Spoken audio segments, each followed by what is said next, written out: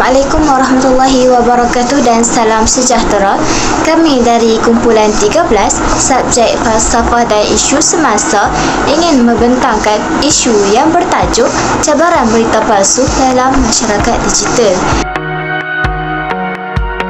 Saya ialah Nur Syazwani binti Muhammad Rafi bersama rakan-rakan saya iaitu yang pertama Siti Nurmazmira binti Muhammad Rizwan, yang kedua Nurul Arina binti Ahmad Sabri, yang ketiga Nur Firsanah binti Jamaluddin, dan yang terakhir Wiyada anak perempuan Jun. Kami akan memberi pencerahan tentang isu yang kami perolehi. Berita palsu merupakan sejenis kewatawanan kuning atau propaganda yang terdiri daripada penyebaran maklumat yang salah secara sengaja melalui media akhbar, media penyiaran maupun media sosial dalam talian. Berita palsu disebarkan oleh seseorang tanpa menentukan fakta sebenar atau telah ditokok tambah dengan mengubah cerita sebenar supaya kelihatan lebih menarik. Internet adalah cara penyampaian maklumat yang biasa dalam dunia komunikasi dan maklumat masa kini. Manakala masyarakat digital diartikan sebagai hubungan antara manusia yang terjadi melalui teknologi dengan memanfaatkan jaringan internet dan media atau platform tertentu. Mereka menggunakan kemudahan teknologi untuk melakukan pelbagai urusan. Hal ini menunjukkan berita palsu membawa pelbagai cabaran kepada pengguna teknologi digital sehingga memerlukan jalan penyelesaian untuk mengekang perkara ini daripada terus berleluasa.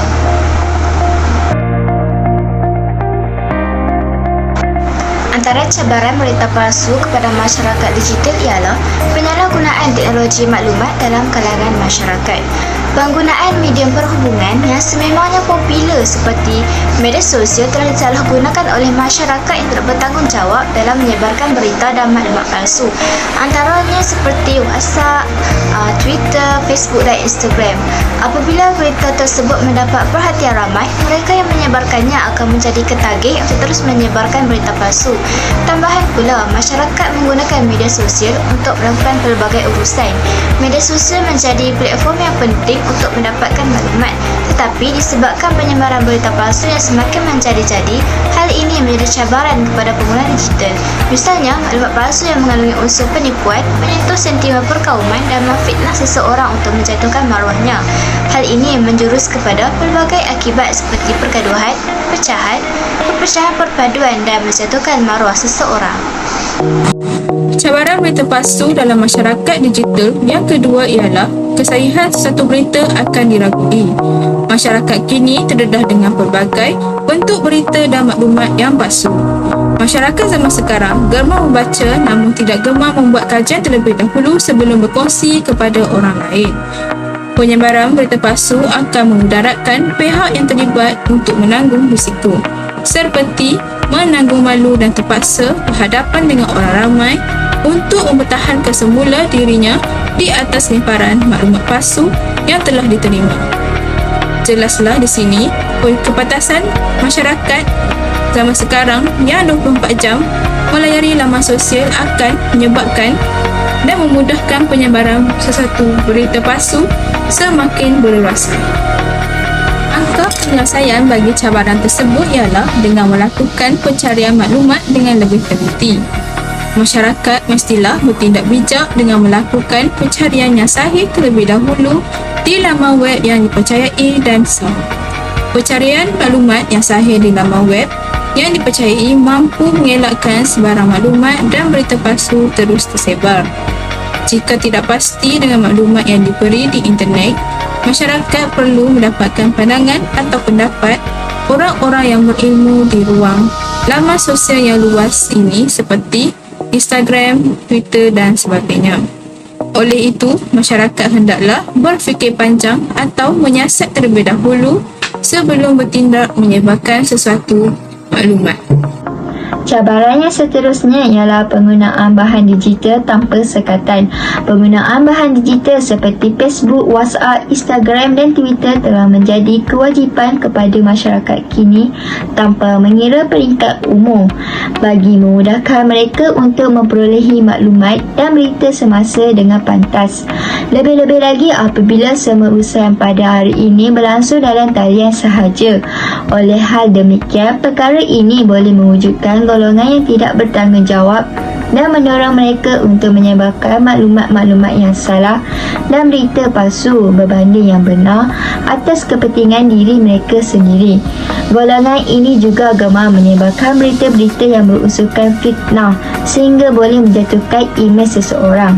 Sebaliknya, berita ini akan melebar luas apabila timbul pula komen-komen yang tidak berasas yang akan mencetuskan api kemarahan netizen sehingga menyebabkan pergaduhan secara maya berlaku.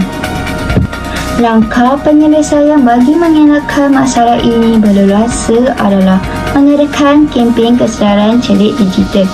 Pihak kerajaan perlu mengadakan kempen kesedaran kepada masyarakat setempat. Tujuan pelaksanaan kempen ini adalah untuk memberi pendedahan kepada masyarakat mengenai kepentingan menjadi pengguna media sosial yang bijak.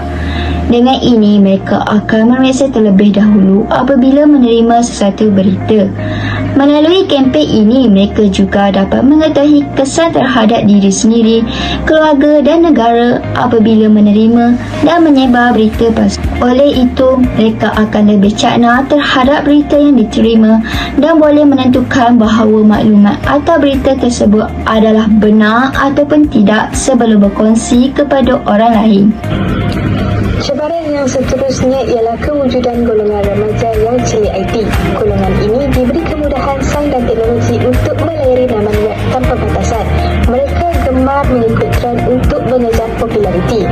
Misalnya, mereka suka menyebarkan berita palsu untuk mendapatkan likes dan komen yang banyak agar pengikut di laman sosial mereka meningkat. Hal ini berlaku kerana golongan ini kurang mendapat perhatian yang secukupnya daripada keluarga. Ibu bapa mereka mungkin sibuk bekerja sehingga mengabaikan anak-anak di rumah.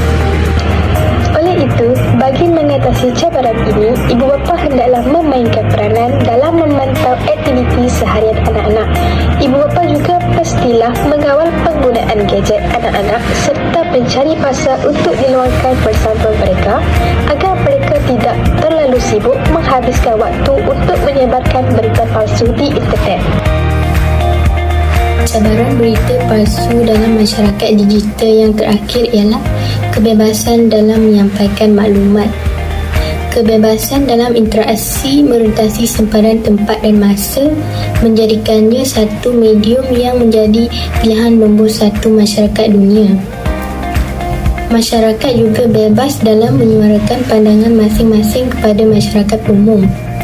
Tanpa mereka sedar, mereka boleh menyebarkan perkara-perkara yang belum pasti kepada orang lain.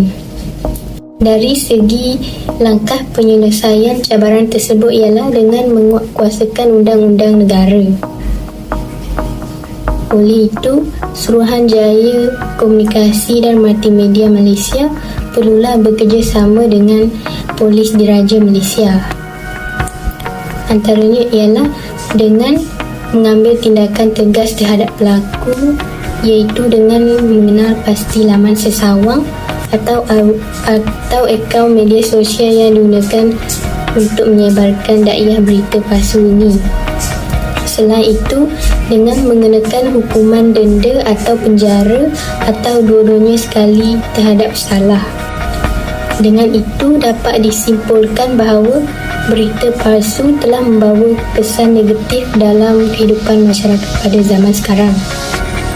Walau bagaimanapun, masyarakat juga merupakan antara salah satu punca yang menyebabkan berita palsu ini semakin berleluasa.